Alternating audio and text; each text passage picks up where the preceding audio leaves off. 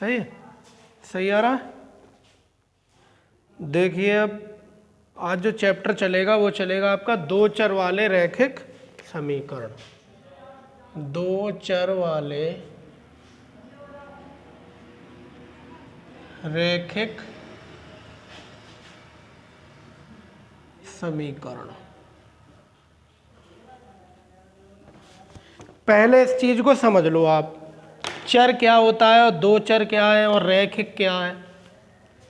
सबसे पहले समझना ये चीज जरूरी है।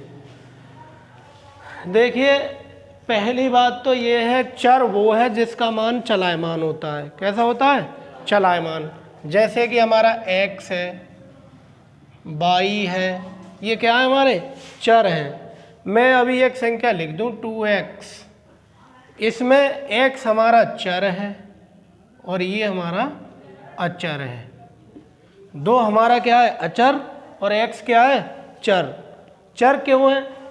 x का मान कुछ भी आ सकता है। आपने देखा होगा बहुत से सवाल किए हैं, किसी में x बराबर 20 आ रहा है, किसी में x बराबर 0 आ रहा है। x निश्चित नहीं है कि साहब कोई सवाल आ गया, आफ्ताब वाला आ गया, क्या कोई और आ गया कि x का मान 20 ही आएगा, ऐसा नहीं है। लेकिन जो दो है हमारा, ये दो ही रहेगा, इसकी वैल्यू दो ही है, चाहे आप किसी भी कंट्री में पढ़ने चले जाओ, 2 इज 2 रहेगा। और 2 + 2 = 4। ये हमारे अचर राशि है। अचर का मतलब है इसका मान चलायमान नहीं रहेगा, बदलेगा नहीं। और चर हमारा ये है जिसका मान बदलता रहता है, कभी 0 आ जाता है, कभी माइनस में आ जाता है, कभी 15 आ जाएगा, कभी 20 आ जाएगा, चेंज होता रहेगा। तो ये हमारा हो जाएगा अचर। हम जो चैप्टर पढ़ेंगे वो पढ़ेंगे कौन सा वाला? दो चर वाले रैखिक समीकरण। कहने का मतलब है एक समीकरण होगा, उस समीकरण में दो चर होंगे। कैसे होंगे?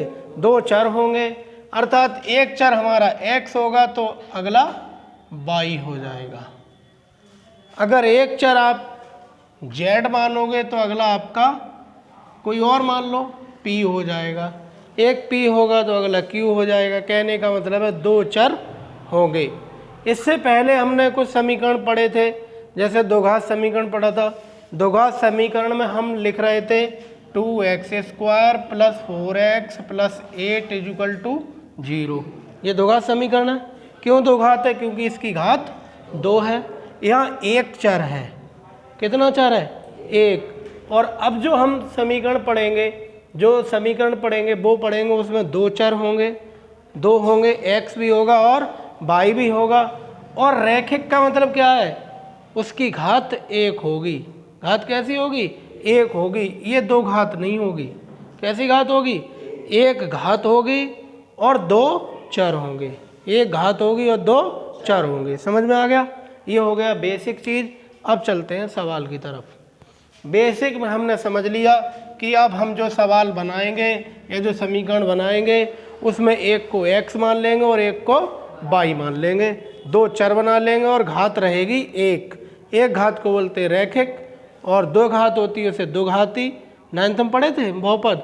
एक घात वाले को एक घाती रैखिक बहुपद, दो घात वाले को दो घाती, तीन घात वाले को त्रिघाती, चार घात वाले को चतुर्घाती बहुपद पढ़ते थे या बहुपद की घात पढ़ते थे उसमें। अब देखिए पहला सवाल, सवाल नंबर 1। पिता पुत्र की आयु हो, पिता पुत्री की आयु हो, मोहन श्याम की आयु हो। आयु वाले सवाल को आज इतने बढ़िया तरीके से मैं समझा दूंगा, अगर आपने ढंग से समझ लिया तो जीवन भर नहीं भूलोगे आयु कैसे। आयु वाले सवाल बिल्कुल घबराने की ज़रूरत नहीं है, कैसे हल होते हैं आप तुरंत समझ जाओगे। पहली चीज़ है, एक तरफ है आफताब, आफताब, और दूसरी तरफ है उसकी पुत्री। दो के बीच चर्चा करनी है, आफताब और उसकी पुत्री के बीच में। निर्धारित है आफताब इसका पिता है और ये इसकी पुत्री है। तो हम जानते ही हैं भाई पिता है तो इसकी आयु ज़्यादा होगी और पुत्री की आयु कम होगी, निश्चित जानते हैं। इसमें दो चीज़ आप समझ लो, पहले और बाद। इन आयु वाले सवाल में दो चीज़ का आपको ध्यान रखना पड़ेगा, एक शब्द आएगा पहले और एक आएगा बाद। अगर पहले की बात होती है, किसकी बात होती है? पहले की। जैसे मान लो अभी मेरी उम्र 30 वर्ष है। कितनी वर्ष है? 30 वर्ष है मान लिया। अगर आपसे ये कहें 5 वर्ष पहले मैं कितने साल का था या होऊंगा 5 वर्ष पहले, अगर पहले की बात आएगी तो हम 30 में से 5 घटा देंगे, लेस देन कर देंगे, घटा देंगे, तो कितने का रह जाएंगे? 25 के। और 5 वर्ष अगर बाद की बात आती है तो जुड़ जाएगा, तो पहले के लिए घटा देंगे और बाद के लिए जोड़ देंगे। जैसे अगर कोई लड़का इस समय 25 वर्ष का है तो 5 वर्ष पहले उसकी आयु कितनी होगी? 20 वर्ष। कितनी हो जाएगी? 20 वर्ष। और 3 वर्ष बाद की बात करता है तो कितनी हो जाएगी? 25 में 3 जोड़ देंगे, 28। ये चीज़ समझ गए? अब हमने 2-3 चीज़ समझ ली। पहली, हम जो समीकरण पढ़ेंगे 2 चर वाले होंगे, इसमें x भी मानेंगे और y भी मानेंगे, और चर 2 होंगे और घात 1 होगी, और पहले और बाद को समझ गए। अब चलते हैं सवाल के ऊपर। आज बच्चे आए नहीं, इतना एक बार में जो सवाल जितना बेहतरीन समझ में आ जाता है दोबारा उतना बढ़िया नहीं लगता है। आफताब अपनी पुत्री से कहता है, आफताब और आफताब की पुत्री के बीच चर्चा हो रही है, और अपनी बेटी से क्या कह रहा है? आफताब कहता है 7 वर्ष पूर्व मैं तुमसे 7 गुनी आयु का था। 7 वर्ष पूर्व, पहले की बात कर रहा है, आज की नहीं। ये कह रहा है आज की उम्र में से 7 वर्ष घटा के अगर हम उम्र देखें तो तब भी मैं तुमसे कितनी आयु का था? 7 गुना। और अब से 3 वर्ष बाद मैं तुमसे 3 गुना रह जाऊंगा। इस स्थिति को बीजगणितीय एवं ग्राफीय रूपों में व्यक्त करो। बीजगणितीय समीकरण बनाना है, उस समीकरण को किस में दिखाना है? ग्राफ पर दिखाना है। उस समीकरण को किस पर दिखाना है? ग्राफ पर दिखाना है। अगर ये चीज़ आती है तो या तो ग्राफ पेपर आपको दे दिया जाएगा, और ग्राफ पेपर नहीं दिया जाता है तो जैसा हम बनाएंगे वैसे ही आप अपने कॉपी के पेज पर उसको बना लेंगे। देखिए, पहले हम मान लेते हैं अगर इसमें पहला शब्द आफताब का है, क्या दिया है? आफताब का, तो पहले जो आयु मानोगे वो आफताब की मानोगे, और वो मानेंगे हम वर्तमान आयु। किसकी? कौन सी आयु? वर्तमान आयु। तो मानते हैं सवाल नंबर 1 में, माना आफताब की वर्तमान आयु बराबर x वर्ष। हमें मालूम है इसमें 2 चर आएंगे, एक चर तो हमने x मान लिया, अब पुत्री का मानेंगे तो उसको मानेंगे y, तथा पुत्री की वर्तमान प्रेजेंट वाली आयु निकाल रहे हैं, वर्तमान आयु बराबर 22 वर्ष। हमने ये मान लिया। इस समय आफताब x वर्ष का है और पुत्री 22 वर्ष की है। कितने की है? आफताब x का है और पुत्री 22 की है। अब बात हो रही है 7 वर्ष पहले की। कैसे की? 7 वर्ष पहले। 7 वर्ष पहले चलते हैं तो यहाँ लगा देंगे, या तो कंडीशन फर्स्ट लिख दो या प्रश्नानुसार लिख दो। पहले प्रश्नानुसार लिख दो,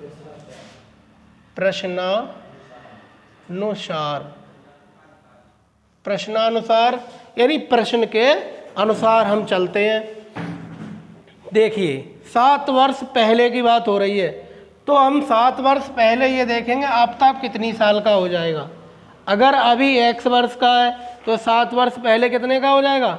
x में से 7 घटा देंगे। हमने बताया पहले के लिए क्या करेंगे, जैसे अभी कोई 30 वर्ष का है तो 7 वर्ष पहले कितने का हो जाएगा? 30 में से 7 घटा दिया। तो अब निकालेंगे 7 वर्ष पहले आफताब की आयु बराबर x - 7 वर्ष। भाई x मानी है हमने वर्तमान, तो वर्तमान में से ही हमने 7 घटा दिया। ये 7 वर्ष पहले आफ्ताब की उम्र आ गई। अब पुत्री की कितनी आएगी वो देख लो।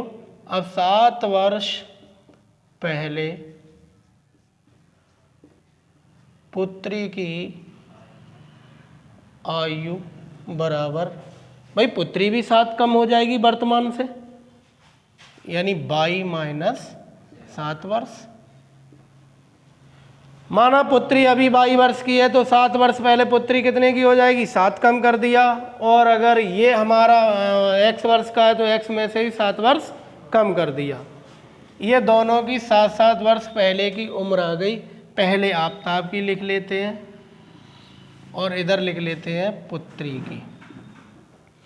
अब सवाल क्या कह रहा है, सवाल को फिर पढ़ते हैं। अब ये कहता है 7 वर्ष पूर्व मैं तुमसे 7 गुनी आयु का था। ये आफ्ताब कह रहा है 7 वर्ष पहले यानी इस उम्र में मैं तुमसे इससे 7 गुनी आयु का था। कौन था? पिता। पिता पुत्री से कितनी गुनी आयु का था? 7 गुनी। अर्थात अगर हम इन दोनों आयु को अगर हम बराबर करना चाहें तो ये 7 गुनी है, ये 7 कम है। अगर दोनों के बीच में बराबर इक्वल टू लगाना चाहें तो या तो इधर 7 से भाग दे दो, यानी ये 7 गुना है, ये 70 है तो ये 10 है 7 गुना। ये अर्थात आफ्ताब ये कह रहा है 7 वर्ष पहले मैं पुत्री की आयु से कितने गुना था? 7 गुना। तो ये 7 गुना है। 7 गुना का मतलब ये एग्जाम्पल दे दिया मैंने, इसकी उम्र 70 वर्ष है, ये 10 है। अब इन 70 को और 10 को अगर बराबर करना है तो या तो इधर 7 से भाग दे दो या इधर 7 से गुणा कर दो। क्या करें बताओ? पुत्री की आयु में 7 से गुणा कर देते हैं क्योंकि ये 7 गुना था। अब हमने इसको भी 7 गुना कर दिया। अब दोनों की उम्र कैसी हो गई? बराबर। अर्थात x माइनस 7 बराबर 7 के अंदर गुणा कर दो, 7y माइनस 49। ठीक है। अब क्या करेंगे? एक तरफ x और y लिख लो और अंक रख दो एक तरफ। अर्थात x ये 7y इधर लाए माइनस 7y बराबर माइनस के 49, ये यही रहेंगे 49। 7 इधर लाओ काहे के हो जाएंगे प्लस के। x माइनस 7y बराबर माइनस के ज़्यादा है माइनस के बचेंगे। 49 में से 7 घटा दो, कितने बच जाएंगे? 42। ये समीकरण नंबर 1 आ गई। पहली कंडीशन से एक समीकरण हमको प्राप्त हो गई। इसको दोबारा फिर समझ लेते हैं। हमने वर्तमान आयु मान ली है x वर्ष आफ्ताब की, पुत्री की वर्तमान मान ली 22 वर्ष। 7 वर्ष पहले की चर्चा हो रही है तो 7 वर्ष पहले आफ्ताब हो जाएगा x माइनस 7 का और पुत्री हो जाएगी 22 माइनस 7 की, क्योंकि पहले में दोनों की उम्र 7-7 वर्ष घटा दी। फिर कहता है आफ्ताब अपनी पुत्री से कि मैं तुमसे 7 गुना ज़्यादा था। ये 7 गुना ज़्यादा है, ये 7 गुना कम है। दोनों को अगर बराबर लगाना है दोनों के बीच में तो या तो इधर 7 से भाग दे दो या इधर 7 से गुणा कर दो। अगर हम इधर 7 से भाग देंगे तो कैंची की गुणा करेंगे तब भी इधर आके गुणा होगी, इसलिए हमने इधर 7 से गुणा कर दिया। तो ये ऐसे ही लिख दिया 7y और 7 49। इसको हल करके समीकरण नंबर 1 प्राप्त कर ली। अब आप बढ़ते हैं प्रश्नानुसार। फर्स्ट स्थिति थी, अब आ जाते हैं प्रश्नानुसार सेकंड। या इधर ऐसे लिख देते हैं प्रथम शर्त के अनुसार और यहाँ लगा देंगे या द्वितीय शर्त के अनुसार। जैसे चाहो वैसे सवाल को कर लो। अगर मैं पढ़ाते वक्त गणित को अगर रटने की सोचता तो गणित कभी पढ़ा नहीं सकते आप। जो प्रश्नावली पढ़ा रहे हो उसी को पढ़ाओगे। अगर घर से रट के आओगे तो वही 2-3 सवाल करा पाओगे, और कोई सवाल लड़के ने पूछ लिया आप बता नहीं सकते। आप भी गणित जब सीखें तो समझ लो, समझ लोगे तो कोई सवाल कैसा ही आ जाए आप कर डालोगे। द्वितीय शर्त देखो क्या है। ये तो 7 वर्ष पहले की बात हो गई। अब आप तब कह रहा है बाद में। क्या कह रहा है? अब से 3 वर्ष बाद मैं तुमसे केवल 3 गुना रह जाऊंगा। वर्तमान x है तो 3 वर्ष बाद कितना हो जाएगा, बोल निकाल लो। 3 वर्ष बाद आफताब की आयु, भाई अभी कोई 20 साल का है और 3 वर्ष बाद कितने का हो जाएगा, 3 जोड़ देंगे 23 का हो जाएगा। अभी आफताब x वर्ष का माना है और 3 वर्ष बाद हो जाएगा x + 3 वर्ष। 3x मत कर देना, 3 जोड़ना है। अचर राशि में चर राशि जब जोड़ेंगे तो प्लस लग जाएगा, गुणा करेंगे तब 3x हो जाएगा, ये गलती मत कर देना। आगे देखो 3 वर्ष बाद आफताब कितने का हो जाएगा, x + 3, और पुत्री कितने की हो जाएगी, 3 वर्ष बाद पुत्री की आयु हो जाएगी 22 + 3 वर्ष। अब क्या है, 3 वर्ष ये हो गई, 3 वर्ष बाद ये उम्र हो गई। अब आफताब क्या कहता है, ये आफताब की उम्र हो गई और इधर हो गई पुत्री की उम्र। ये कह रहा है अब भी पहले मैं तुमसे 7 गुना था, अब 3 गुना रह जाऊंगा। अब कितना गुना रह जाएगा, अब ये तिगुना है। तिगुने का मतलब है ये 30 है और ये 10 है। अगर इधर भी 30 करना चाहते हो तो क्या करें, हम 3 से गुणा कर दें या इधर 3 से भाग दे दें। तो इस वाले में क्या करेंगे, अगर दोनों को बराबर करना है तो इधर या तो 3 से भाग दे दो या इधर 3 से गुणा कर दो। एक समीकरण हम यहाँ से प्राप्त कर लेंगे, x + 3 = 3 के अंदर गुणा कर दो, 3y + 3 तिया 9। अचर पदों को इधर ले आओ, x 3y बराबर के जब इधर लाएंगे तो अपना चिन्ह खो देगा, हैं? अब आ रहा है, अच्छा ये नहीं आ रहा है, इधर कर दें, कर दो। x + 3 तो इधर रहेगा, 3 ही के अंदर गुणा कर दो तो बराबर 3y + 3 तिया 9। 3y को इधर ले आओ, x + 3 को उधर ले जाएंगे। जब 3y इधर आएगा तो काय का हो जाएगा, यहाँ प्लस का, इधर आया काय का हो गया माइनस, बराबर 9 तो ये थे, 3 जब इधर आएंगे तो ये भी बदल जाएगा, प्लस है तो हो जाएगा माइनस। x - 3y = 6। ये समीकरण नंबर 2 आ गया। दोनों हमें समीकरण प्राप्त हो गई हैं। दोनों समीकरण को चेक कर लो, समीकरण आ गई हैं नहीं आ गई, पहले ये देख लो।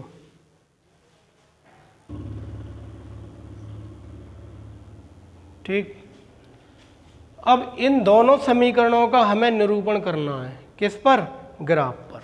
देखिए, एक हमको या तो ग्राफ दिया होगा और नहीं दिया है ग्राफ, तो इस तरह से ये ग्राफ हमने बना लिया, बन गया।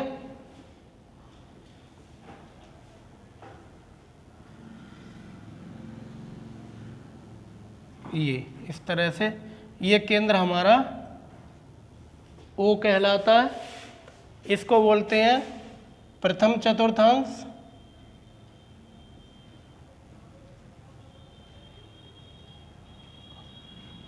और ये द्वितीय, और ये तृतीय, और ये चतुर्थ। पहला, दूसरा, तीसरा और चौथा। इसमें जो डिजिट आएगी जिन्हें हम प्रदर्शित करेंगे वो दोनों प्लस के होंगे। कैसे होंगे, दोनों प्लस, x अक्ष भी हमारा प्लस और y अक्ष भी हमारा प्लस। इसको बोलते हैं x और x डैश, y और y डैश। ये 0 आ गया, यहाँ से नंबरिंग कर लेते हैं, 1 2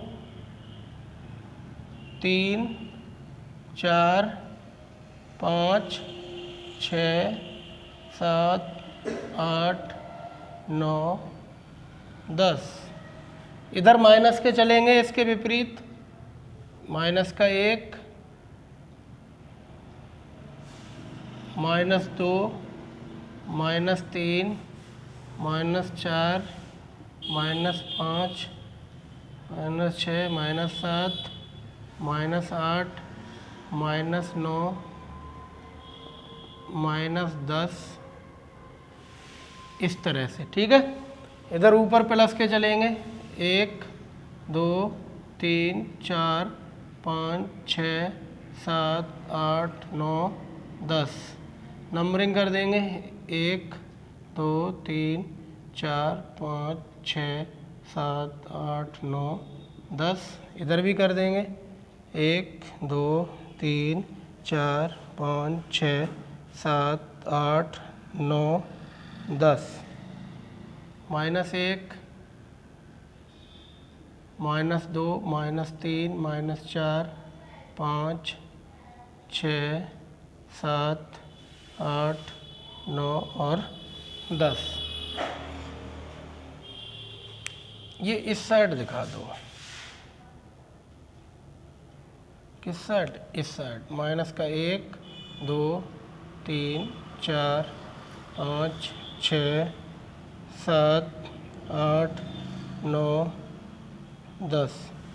ठीक है, इसमें दोनों प्लस प्लस के, और इसमें आपका आएगा 1 माइनस एक्स अक्ष और फिर प्लस। इधर आपके दोनों माइनस के आ जाएंगे और इधर पहला प्लस और फिर माइनस के।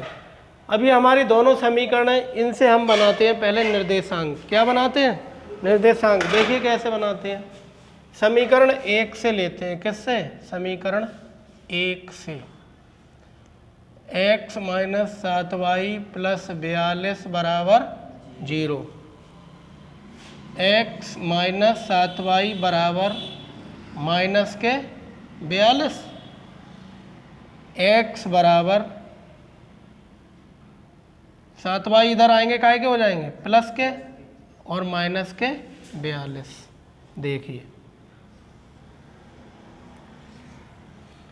सिर्फ 3 मान निकाल लेते हैं, x और इसमें y।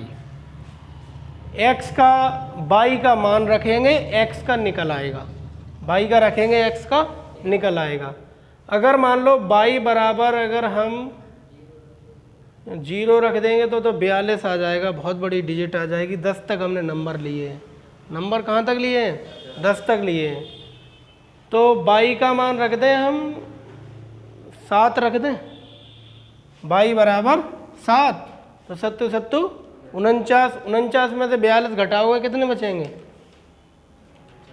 9 में से 7 2 गए, 7 ही बचेंगे, और वो प्लस के ही बचेंगे। यानी y बराबर हमने 7 ले लिया, तो x बराबर भी हमारा कितना आ गया?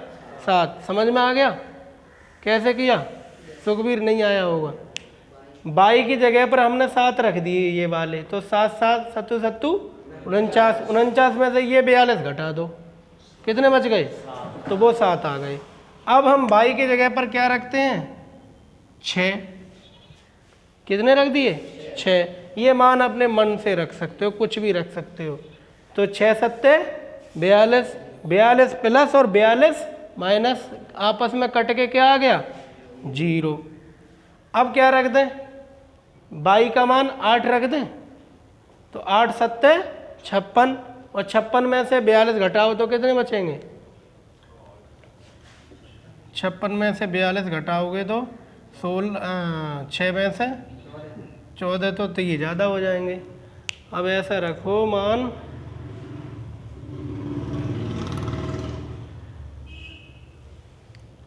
5 रख लें। 5 7 35, और 35 घटाओगे 42 में से तो कितने बचेंगे?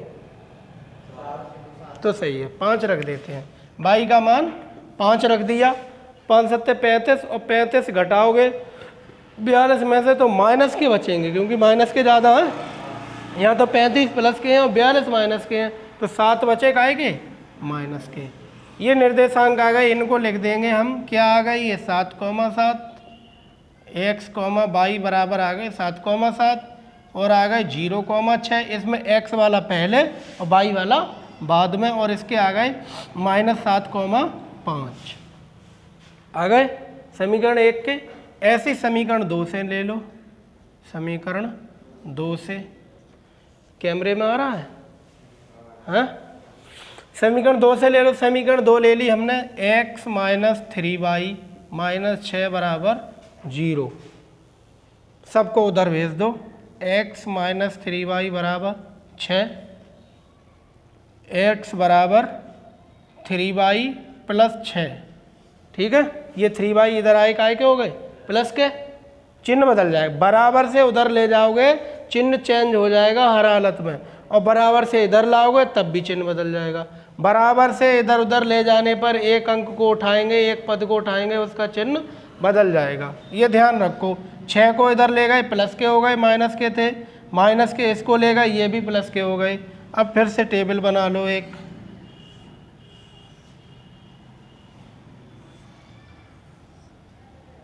x और y। ज़्यादा निकालने की ज़रूरत नहीं है, 3 मान निकाल लो, चाहे 4 निकाल लो, चाहे 5 निकाल लो, 3 पे ही लाइन बन जाती है। देखिए y का मान क्या रखें? अगर y बराबर 2 रख लें तो 3 दूनी 6 और 4 10 हो जाएगा। y का मान पहले 1 रखो, y बराबर 1 रखा। सुखबीर y का मान y की जगह पर 1 रख दिया तो 3 एकम 3, 3 और 6 कितने हो जाएंगे? 9, 3 और 6 9। तो x का मान कितना आ गया? 9। y का जब हमने 1 रखा तो x बराबर 9 मिल गया। समझ में आया नहीं आया? ये समझ में नहीं आ रहा है? यहाँ y को y की जगह पर, ये y और 3 के बीच में गुणा है, तो y को हटा देंगे और y की जगह पर रख देंगे क्या? 3 गुणा 1 और प्लस का 6, 3 एकम, और ये 6, 6 और 3 9 आ गई, तो x का 9 आ गया। अब हम क्या करेंगे अगली बार में? अगली बार में क्या करेंगे? y का मान रख दो अब 0। क्या रख दें? 0। जब 0 रख देंगे तो ये पूरा पद हो जाएगा 0, क्योंकि 0 की 3 से गुणा होगी, हो गया 0। अब क्या बचा? 6, तो x बराबर फिर 6 आ गया, दूसरा मान ये हो गया। अब y का मान रख दो माइनस का 1। क्या रख दें? माइनस का 1। माइनस का 1 रखोगे तो y जब माइनस का हो जाएगा तो 3 एकम माइनस के 3 हो जाएंगे। किसके हो जाएंगे? माइनस के 3। और -3 की और 6 में जब जोड़ घटाना करोगे, ये माइनस है, ये प्लस है, घट गए, तो 6 में से 3 घटेंगे, क्या बचेंगे? 3 बचे, और बचेंगे किसके? प्लस के, क्योंकि प्लस के 6 हैं और माइनस के 3 हैं। ऐसे हो जाएगा 3 गुणा -1 और प्लस 6, 3 एकम -3 और प्लस के 6, घटा दो 6 में से 3 बच गए। क्या बच गए? 3। इसके निर्देशांक आ गए x, y बराबर 9, 1। अच्छा, कैमरे में नहीं आया, इधर लिख दो। इसके आ जाएंगे 9, 1, 6, 0 और 3, 6, 0 के बाद आ जाएगा 3, -1। ये दूसरी समीकरण के निर्देशांक हैं, ये पहली के हैं। देखिए अब इनको दर्शा लो, अब इनको ग्राफ पर दिखाओ। 7, 7, पहले x अक्ष पर हम 7 चलेंगे। देखो 1, 2, 3, 4, 5, 6, 7 यहाँ आ गए। अब दूसरा है y भी प्लस का है, तो ऊपर के लिए अब 7 चल लो। ऊपर जब 7 आएंगे तो यहाँ आ गए, इसकी 7 की सीध में 7। कौन सा बिंदु मिल गया हमें? इधर 7 चले, फिर ऊपर 7 चले, यहाँ तक चल दिए 7 तक, ये बिंदु आ गया। इसको निरूपित कर देंगे 7, 7। समझ में आ गया? पहले x वाला 7 चल लिया और यहाँ 7 पर पहुँचकर ऊपर को 7 बढ़ गए, 7 की सीध में, तो ये आ गया 7, 7। अब क्या चलेंगे? 0, 6। x अक्ष पर 0 का मतलब है यहीं, और 6 का मतलब क्या है? ऊपर चढ़ जाओ प्लस के 6। 1, 2, 3, 4, 5, 6, ये आ गया, ये आ गया 0, 6। अगला क्या है? -7, 5। पहले माइनस है फिर प्लस है, पहले माइनस फिर प्लस है, इस वाले खाने में आएगा। पहले 7 चल लो माइनस के, ये आ गया, और फिर माइनस के 5, इसकी सीध में आ जाओ, 7 की सीध में 5, ये आ रहा है। बताओ, पहले 7 आ गए और 7 से फिर 5 आ गए ऊपर के लिए, -7, 5। समीकरण 1 की जो लाइन प्राप्त हो गई वो हम अब इन बिंदुओं को मिला दो। इसको क्या करते हैं हम स्केल की सहायता से इनको मिला देते हैं और इस पर लिख देते हैं समीकरण का नाम। कौन सी थी ये? x माइनस 7y प्लस 42 बराबर 0। ये आ गई। इस तरह से इसका निरूपण हो गया। अब दूसरी दिखा दो। दूसरी में क्या दिखाना है? पहले क्या चलेंगे? 9,1। तो 9 चल लो पहले और 9,1। 1 का मतलब ऊपर चलना है, प्लस का है 1। 1 का है प्लस का, तो 9,1 यहाँ आ गया। यहाँ लिख देते हैं 9,1। अब क्या चलना है? 6,0। 6 चल लो। 6 का मतलब 1 2 3 4 5 6 और 0 का मतलब है ऊपर चलना ही नहीं है, 6 पे ही रुक जाओ। 6 पर ही रोक दो। यहाँ लिख देंगे क्या है ये? 6,0। ये आ गया। अगला पॉइंट है 3,-1, यानी पहले प्लस का है फिर माइनस का है। तो 3 तो ये आ गया प्लस का, और माइनस के लिए नीचे के लिए आना पड़ेगा। 3,-1 ये आ गया आपका। यहाँ लिख देंगे 3,-1 और इन तीनों बिंदुओं को मिला दो। ठीक है, ये थोड़ी टेढ़ी बेढ़ी लाइन हो रही है। अगर खाने छोटे बड़े हो जाते हैं इसीलिए ये टेढ़ी हो जाती है, वरना इसको सही है। इस रेखा को नाम दे देंगे, कौन सी समीकरण है ये? x माइनस 3y माइनस 6 बराबर 0। इस तरह से हमने इस आफताब और आफताब की पुत्री वाला दोनों को समीकरण बनाकर ग्राफ पर इसका निरूपण कर दिया है। और सवाल अच्छा लगा हो, वीडियो बढ़िया लगी हो तो भारी से भारी मात्रा में लाइक करें और शेयर करें, चैनल को सब्सक्राइब करें।